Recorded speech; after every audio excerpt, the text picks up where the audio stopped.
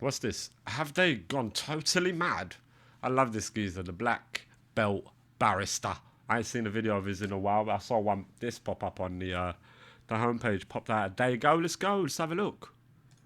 Just when you think things couldn't possibly get any more ridiculous than they are right now, you wake up to read headlines like this. And I promise you this is not a joke, because it's around lots of different headlines, newspapers, and it really is genuinely being reported as factual. Experiments to dim the sun will be approved. Yeah, experiments to dim the sun. And that's what they're busy with here in the UK. Fucking hell. Within weeks. This is despite all of... We need the sun. Like I was saying yesterday, it's grey as fuck out here. We need the sun. The faff and caboodle over solar panels, which I'll come back to in a minute. And furthermore, we now have the London Marathon reporting that they are going to disregard the Supreme Court ruling and allow trans women to self-identify into the women's category. Not... Why? Why would they do that? Just like completely go against it. Why? Organisers had chance to uphold a legal verdict, but instead chose to be another event. But chose to be another event that is fundamentally exclusory for women.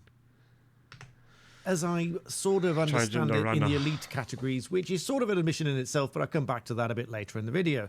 So, first of all, we talk about these experiments to dim the sun. But even first of all, before that, please do subscribe to the channel. I would really appreciate that. I'll be putting it in the description when the time comes. I depend on you, the viewer, to do that for me. It's the one thing I ask. So, what are we talking about here? Well, what are we talking about here? Now, you'll have seen all of the ridiculous headlines that are spewing about with regard to UK weather. Now, having just come back from a reasonably warm climate, these headlines are, quite frankly, utterly ridiculous. So we have headlines like this. If my thing will switch across to the headline quick enough. UK weather, heatwave horror as Britain forecasts mega 22 degrees C. 22 degrees. Mega 22 degrees. That's a nice day. It's not that hot. And will be hotter than Ibiza. Well, regardless whether it's hotter than Ibiza, that matters not really. It don't matter. May or may not. Yeah, that's neither here nor there. But 22 degrees, that's hardly a heat wave, and it's hardly a horror. Now. I, for one, kind of like it at around about 22 degrees. In fact, that's what we set our thermostat to. That's lovely. 22 degrees. Comfortable. What's wrong with these people? What do they want? Freezing. Grey rain. More grey rain, please. No, man. Don't want nice weather. Try to block the sun. What is wrong with these fucking people? Let me know if you think that's high or not, but that's sort of around about where we feel most comfortable. And besides which, as you know, I've just recently been in China. The weather there was an average of 22, and on occasion, on a few days, it went up to 30 to 35. Now, some of you might think, wow, that's a really hot temperature. But still, as this photograph will illustrate here, if I make it larger so you can actually see it properly, people are genuinely still wearing coats and jackets. These photographs were taken, the screenshot and this photograph were taken within moments of each other. To them. And you can see they are genuinely wearing coats and jackets. And it was 30 degrees and sunny. With a low of 18 degrees. So heatwave horror at 22? I think not. But that's ridiculous, isn't it? Brainwashing you. I'm going to get all conspiracy theorist on you now. I mean, these are no longer, as it seems, conspiracy theories. These are actually coming to be true. Many of you that conspiracy facts, as Russell Brand says, said that these chemtrails and trying to change things and all the planes and all that sort of stuff. A year or two ago, you might have been called a conspiracy theorist and a wild theorist, but hear me out. These sound very much like that. So let's take a read of this. Experiments to dim the sun will be approved, and I'll link this below, within weeks. They want to dim the sunlight to fight global warming, and that's to be given the green light by our government within weeks. But that raises the obvious question here, even before I read any more. Where? Over the UK? Because do they really think that's going to have a massive effect worldwide? Now, I might be being a... That's actually ridiculous. The UK? little bit naive here and outside my wheelhouse a little bit. Ridiculous. But this doesn't strike me as something that's going to have silly. Global impact. Yeah. If they are just So what are they doing? What are they, again, Britain trying to do the Britain stuff and be like, we're the greatest country in the world, the greatest nation in the world. Look, we're blocking the sun. It's for the good of the earth. Now everyone else should do it. Is that what's going on? Planes up and doing some aerosol injection or something into the I don't know. I'm just chilling. Atmosphere surrounding the UK. And if it's much further afield than that, it's going to need international cooperation, and then suddenly I think this would be a much bigger thing. But by the by, let's read on. This says that they've got this invention funding agency has set aside £50 million for projects which will be announced in the coming weeks, which are small controlled outdoor experiments on particular approaches. They'll be announcing that who they've given funding to. One of the missing pieces in the debate, here's the kicker, one of the missing pieces in the debate was the physical data from the real world. Models can only tell us so much. Now, that's my thing. I mean, on the one hand, let's try to do my best to carry out this. On the one hand, they might need this data and prove the efficacy of any of these experiments or whatever to combat climate change. But the overall premise of dimming the sun, honestly, it just sounds ridiculous. Now, obviously, they want to talk about shipping. We will dim the sun. That's like what a bad guy says. That's literally what a bad guy says. I will dim out the sun. The people will starve. Water is not a commodity. What the fuck? Fumes and all this sort of stuff. But at the same time, obviously, as I mentioned at the start, at the same time, they are ploughing a lot of money into solar power.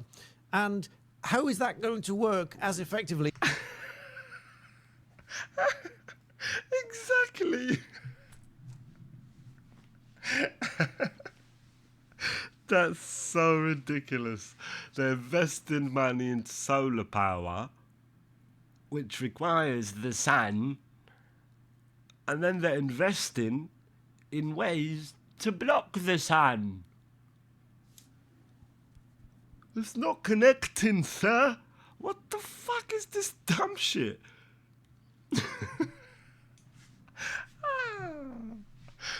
Mate, you better laugh or you're going to start fucking weeping. If they're dimming the sun at the same time, this strikes me as ridiculous. Now, I admit that this is not my area of expertise. So before I get some people in the comments, it's frightfully ridiculous, that may know better than me and say, you don't know what you're talking about. Well, tell me, because I'd be interested. And if someone does explain all of this in a very neat way, I'll come back and talk about it. But at the moment, it sounds quite ridiculous. Solar panels, by the way, I can vouch for. We had them installed, and for the last few weeks, we've made money by selling the power back to the grid over and above whatever electricity that we've used. So we've actually been making money off the solar panels. So there's a good thing for you. And also, this is not a sponsored video, I stress, but because we switched to Octopus Energy, we can now sell that back to the grid, and we get a lower rate to charge the batteries and the car overnight. My car, my Tesla, cost me about £4.50 or something to charge overnight. That's on the low rate with Octopus Energy. Yeah, and if you want a free £50, there'll be a link in the description, in all the description. It's an affiliate link, but you get £50 for switching your energy company. And I can say it's the most seamless and the best energy company I've ever worked with. Didn't he say it's not an advert? And I will not be moving. They've just been brilliant. So there we go. There's my intake. The link will be in his description. We use solar panels, and they're absolutely great. So, second half of the video is about the London Marathon. Now, there's a lot of debate back and forth. When is that, on Sunday, right? This Supreme Court ruling. Some people trying to obfuscate, prevaricate, and essentially try, I think, somehow to deliberately or willfully misinterpret or confuse the clarity that the judgment provided. Just to be clear, the judgment was absolutely clear. Yeah, it was if you've clear. no idea what I'm talking about, Yeah. London Marathon apparently has reported that men can self-identify as women into the women's category in the marathon. No, you can't do that because they've changed the legislation, from the EHRC. I don't see why, because it's absolutely clear. I mean, it's a bit of an excuse, in my opinion, if you ask me. But what they're saying is they're waiting for guidance. The article says the London Marathon is the latest to delay, claiming that it wishes to receive a detailed report from the Equality and Human Rights Commission before doing anything to honour the Supreme Court unanimous verdict. What do you mean? But again, I find that utterly ridiculous, because if we look here, we'll look at paragraph 235 in a minute. But this is a 87-page judgment. But let's go to paragraphs 235, which makes absolutely clear what these organisations should do. Now, of course, my video can't be taken as legal advice, and nor is it official guidance, but take it from me, this is as clear a judgment as it could possibly have been. Now, just to clear up one thing, first of all, a lot of people have been shouting and screaming that just because this Supreme Court judgment defined sex and women and men as the biological definitions, it doesn't mean that these companies have to separate those activities by men and women. What companies do have to do by regulations, workplace regulations, is make available spaces for men and women. And they must be for men and women, based on biology, not based on anything else. Where there's excuse me, do you have a penis? Yeah, cool. Male. Do you have a vagina? Okay, female. That's it.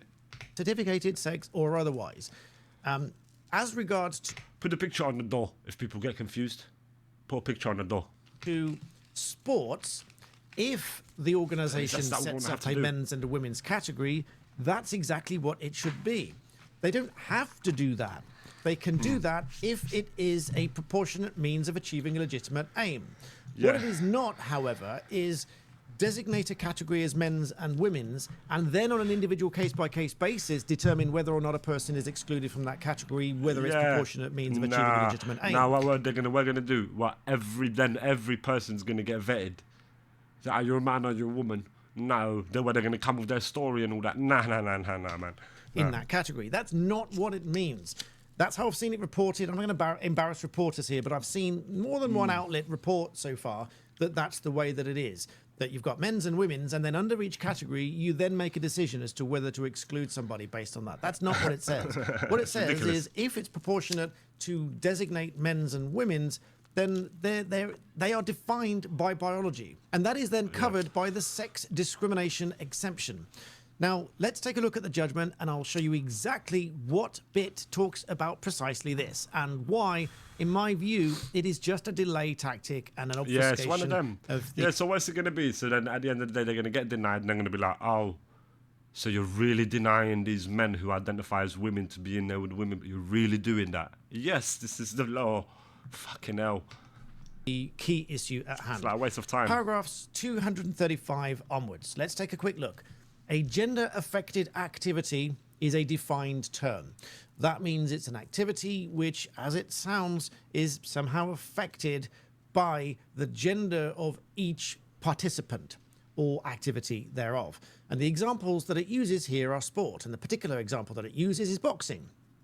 So it reads, it depends on a determination of whether the physical strength, stamina, or physique of average persons of one sex would put them at a disadvantage as competitors in a particular sport when compared with the average persons of the other sex. Take boxing as an example.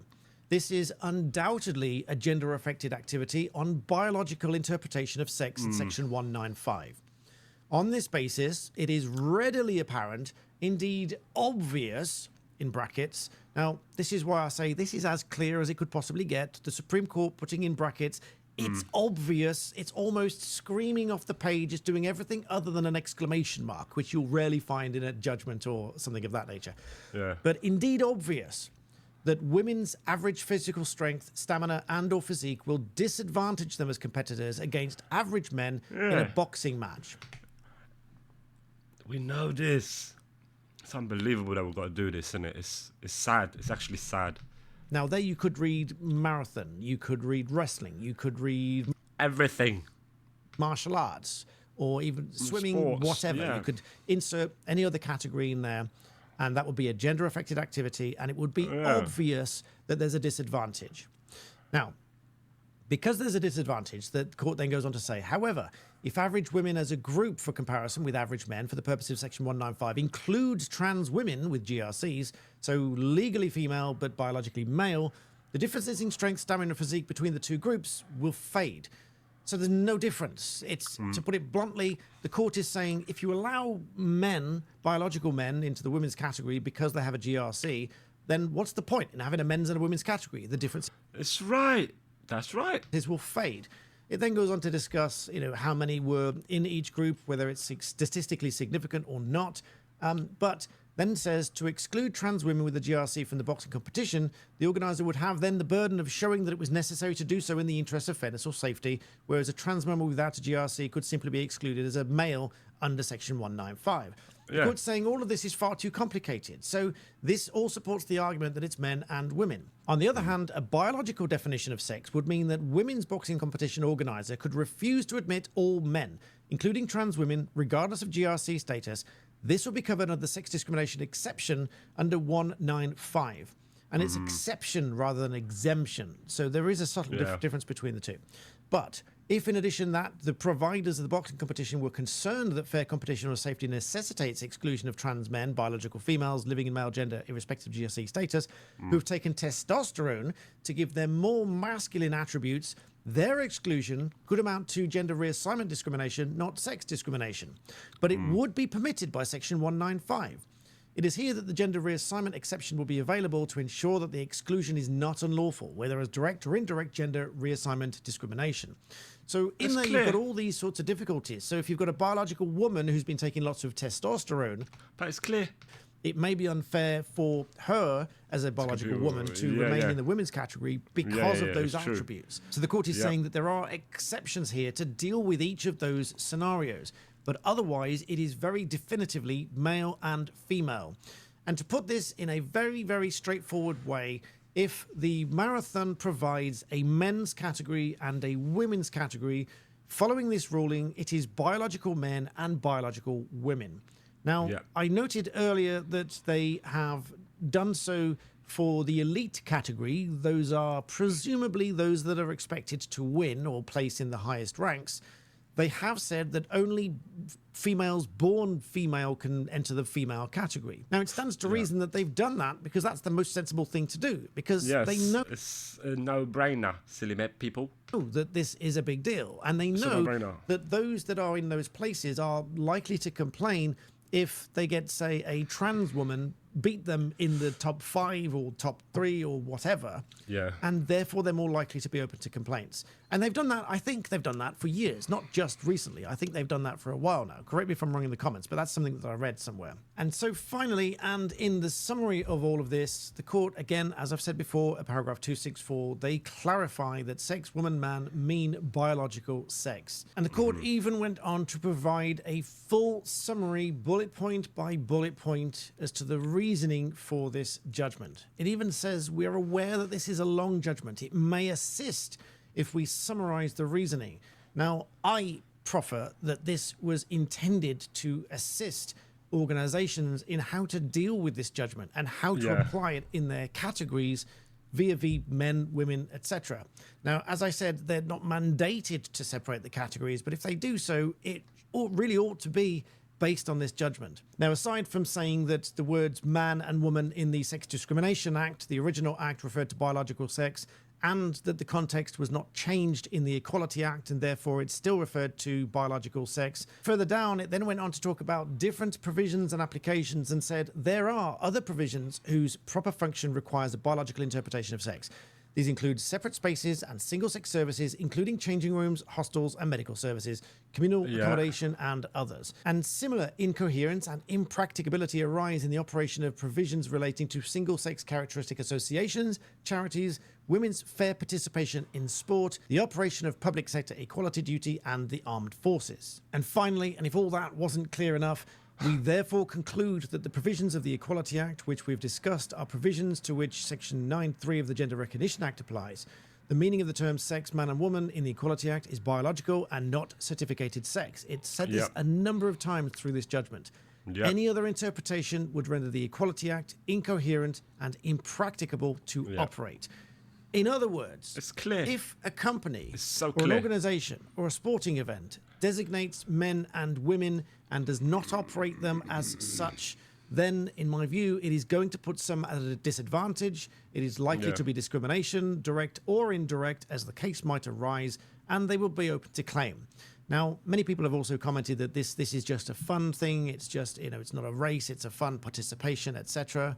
But some people might feel very aggrieved by it. Some people, it doesn't have to be an outright competition for somebody to be discriminated against. But now let's jump to Ultimate Pool, who has banned males from women's billiards following the UK Supreme Court decision. Okay. This reported, I'll link this below as well, from Outkick.com. Just over 2 weeks ago, two biological males squared off in the championship match of a women's ultimate pool event. Both the finalists are males who identify as women, and yet they earned as much prize money as the 14 women that they defeated combined. However, that won't happen again in Ultimate Pool because the organisations updated the policies on Wednesday. With effect from the 23rd of April, trans women will not be eligible to participate in women's series, nor will trans women be eligible to be selected for international events in the female category. So there, again, I mean this with no disrespect, but common sense and a plain application of the Supreme Court ruling as applied here. So credit for that. It's been applied swiftly. It's been applied properly. That's great. And anything else, such as waiting for detailed guidance, etc., there's an 87-page Supreme Court ruling of guidance here. Yeah. Hopefully that's what the court says. Just there, read the guidance. It's all there. It's clear. They're just wasting time. Okay, it's not designated to one specific category or sport or anything else, but it's as clear as it could possibly get. Yeah. So I hope that those organizations really take that on board. I hope that they apply it with the clarity that it's supposed to. And the strange conversations and comments that I've had, mainly on X, really, not here on YouTube, but I suggest they read the ruling because it really is as clear as I've said it is. If it's a male category and a female category, that's how they should be applied. Yeah. That's what the Supreme Court ruling says. So let me know what you think in the comments below. Respectfully, please, as always, make sure you subscribe to the channel. It really does help me grow. And as always, thank you for watching. Brilliant channel. It's a great channel, always informative. And well done, always well done. I'll put it in the description. But yeah, you see, the UK does some good stuff and then some dumb stuff. We'll block out the sun, but we won't define what a woman is in sport. Fuck it now. A madness, I tell ya.